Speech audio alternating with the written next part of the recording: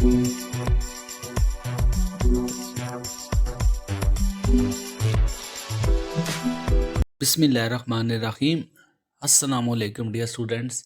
मैं उम्मीद करता हूँ कि अल्लाह ताला के फजल से आप सब बहुत अच्छे होंगे। आज की वीडियो सेकंड ईयर के स्टूडेंट्स के लिए समझ ले पार्ट 2 है। इससे पहले मैं 10 नंबर के एमसीक्यूज़ जो हैं वो मोस्ट इम्पोर्टेंट आपके साथ शेयर कर चुका हूँ और इस बात की गारंटी है कि अगर आप उनको तैयार करते हैं तो आपके एमसीक्यूज़ का 10 नंबर का पोर्शन आराम से अटैम्प्ट हो जाएगा। आज के टॉपिक में जैसे कि आप देख सकते हैं मोस्ट इम्पोर्टेंट प्रपोजिशंस जो सबसे ज़्यादा बच्चों का मसला बनता है बाकी सारे एमसीक्यूज़ में।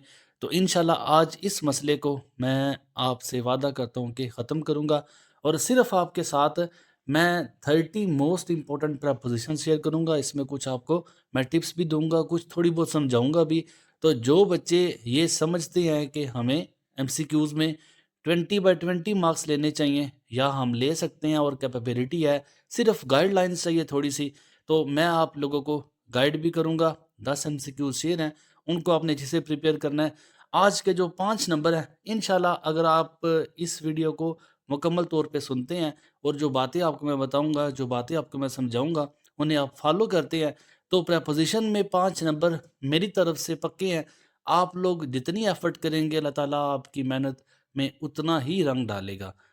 30 मोस्ट इंपॉर्टेंट प्रपोजिशंस आज आपके साथ मैं शेयर करूंगा, लेकिन मेरी हमेशा आदत रही है कि बच्चों को मैं रट्टा नहीं लगाता, कुछ बातें आपको मैं समझाऊंगा।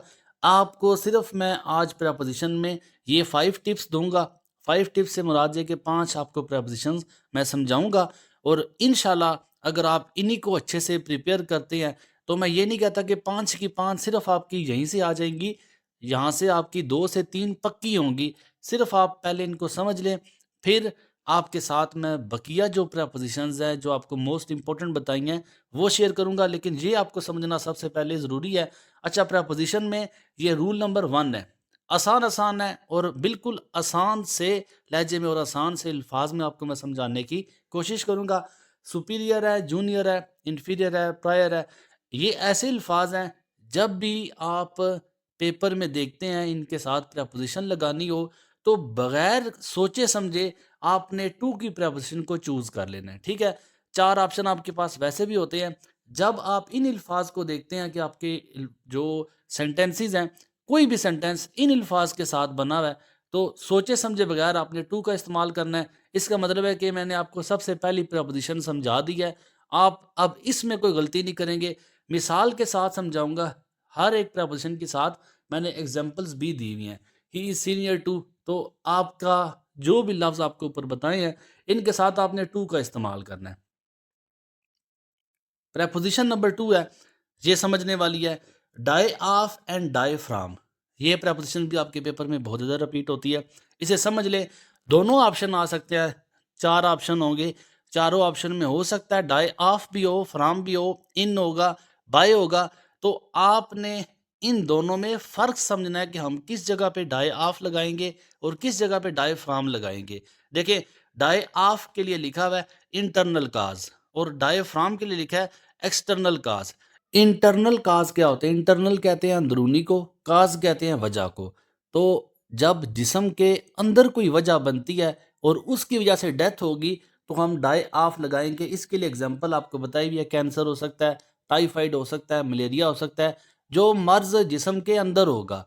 अब एक्सटर्नल, एक्सटर्नल कहते हैं बाहर को। जब कोई बैरूनी वजह होगी मौत की तो उसके लिए हमने फ्राम लगाना है। उसके लिए मिसाल आप देख सकते हैं, एक्सीडेंट। एक्सीडेंट जिस्म के अंदर वजह नहीं है, ये एक बाहर हादसाती वजह हो सकती है। तो ये फ़र्क है डाई ऑफ और डाई फ्राम में। मुझे उम्मीद है कि नेक्स्ट टाइम जब आप इस प्रपोजिशन को अपने एग्ज़ाम में देखेंगे तो इसमें कोई गलती नहीं करेंगे। आगे आता है blind of and blind to. अच्छा, इन दोनों में भी फ़र्क देखें। ब्लाइंड ऑफ ये दो भी बहुत ज़्यादा पेपर में रिपीट होती है। गौर करेंगे आप, जब कोई जिस्मानी अंधापन हो, अब वाकया आप अंधे हैं, आंख से नजर नहीं आ रहा, उस अंधे के लिए ब्लाइंड ऑफ होता है। ठीक है, नाबीना जो हो जाए, नजर चली जाए किसी की, तो ये ब्लाइंड ऑफ होगा।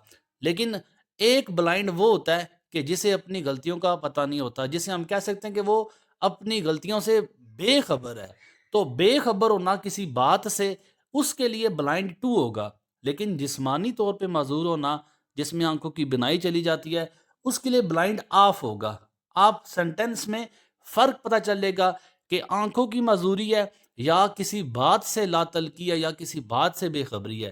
ہی از بلائنڈ آف ون آئی۔ اب دیکھیں ون آئی وہ ایک آنکھ سے کیا اندھا ہے، اب اس کی آنکھ کی اگر بینائی چلی گئی ہے تو پھر ہم بلائنڈ آف کا استعمال کریں گے، اور اگر وہ اپنی مس ڈیڈز کہتے ہیں غلطیوں کو، تو اپنی غلطیوں سے بے خبر ہونا اس کے لیے بلائنڈ 2۔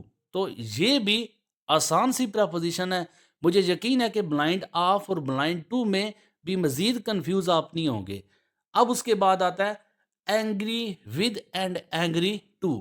یہ بھی آسان سا میں نے لکھا ہے تاکہ بچوں کو پڑھتے ساتھ ہی سمجھ آ جائے۔ کسی شخص سے ناراض ہونا اینگری ود ہوتا ہے، جبکہ کسی بات پر ناراض ہونا اینگری 2 ہوتا ہے۔ کسی شخص کے ساتھ آپ ناراض ہیں تو آپ اینگری ود لکھیں گے۔ تو جیسے کہ مثال ہے the teacher was angry with lazy students. دیکھیں یہ انسان ہے، کسی انسان کا انسان کے ساتھ ناراض ہونا اینگری ود کے ساتھ لکھا جاتا ہے۔ اب دوسری مثال کیا ہے، I was angry to his rude behaviour. اب یہاں پہ وہ ناراض ہے لیکن کس وجہ سے؟ روڈ بیہیویئر کی وجہ سے۔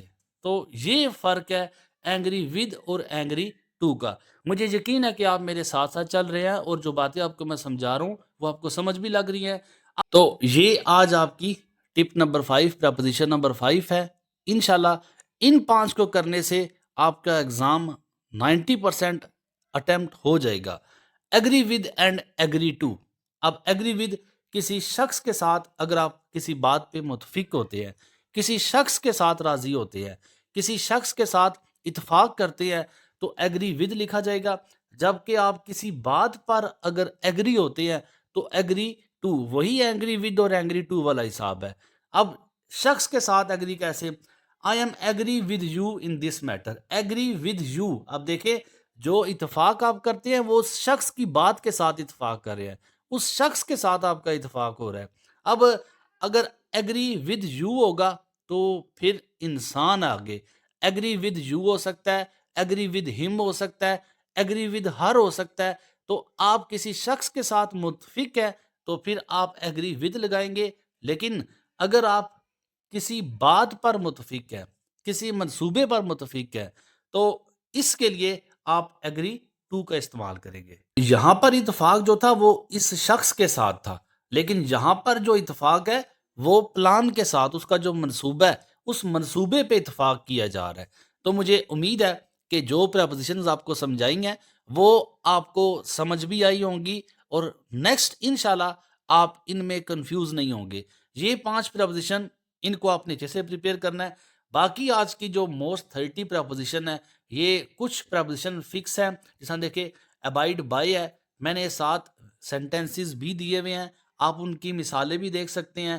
ان میں کچھ پریپوزیشنز ایسی آئیں گی جو آلریڈی میں آپ کو اوپر سمجھا چکا ہوں، ان کو بھی آپ دیکھیں۔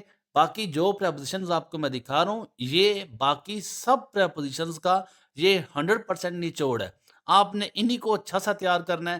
اور سب سے زیادہ ضروری بات یہ ہے کہ جو پریپوزیشنز میں نے لکھی ہیں ان کے ساتھ دیکھیں اردو میننگ بھی لکھے ہیں۔ اچھا ایک بات یاد رکھیے گا، جو پریپوزیشنز آپ کو دکھا رہا ہوں نا تو اس کا یہ آپ نے ہرگز مطلب نہیں رکھنا کہ جو سینٹینسز ہیں یہی سینٹینسز فل اینڈ فائنل ہے۔ آپ کو میں نے اردو کے میننگ ساتھ لکھے ہیں، یہ اسی لیے لکھے ہیں کہ آپ ان پریپوزیشنز کو اچھا تیار کریں، ان کے میننگ کو تیار کریں۔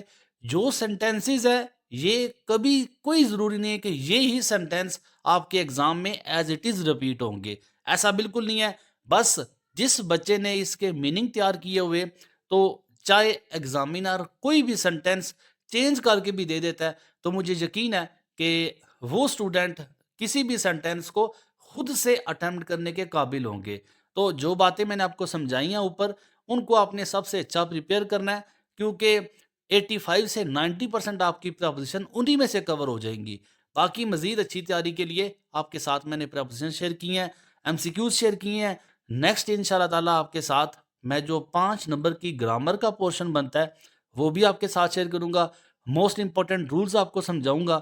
انشاءاللہ اگر آپ ان رولز کو اچھے سے سمجھتے ہیں تو MCQs میں آپ کے 20/20 مارکس لینا کوئی مشکل نہیں ہے۔ مزید اپڈیٹ کے لیے، مزید اگر آپ کسی بات کی وضاحت چاہتے ہیں تو یوٹیوب چینل کا میں لنک آپ کو دے رہا ہوں، آپ اس چینل کو یوٹیوب پہ سرچ کر سکتے ہیں، بہت سا انگلش ریلیونٹ مٹیریل آپ کو یہاں سے مل جائے گا۔ پھر بھی اگر آپ کو سمجھتے ہیں کہ آپ کو کسی ویڈیو کی یا کسی گائیڈ لائن کی ضرورت ہے تو مجھے ضرور بتائیں، انشاءاللہ میں آپ کے ساتھ لنک شیئر کروں گا۔ اگر ویڈیو اپلوڈ نہ بھی ہوئی تو میں اس ویڈیو کو ریکارڈ کر کے کوشش کروں گا آسان سے آسان لہجے میں آپ کو سمجھاؤں۔ امید ہے آج کی اس ویڈیو میں آپ کو کافی کچھ سیکھا ہوگا۔ دعا میں یاد رکھیے گا۔ اللہ حافظ۔ السلام علیکم۔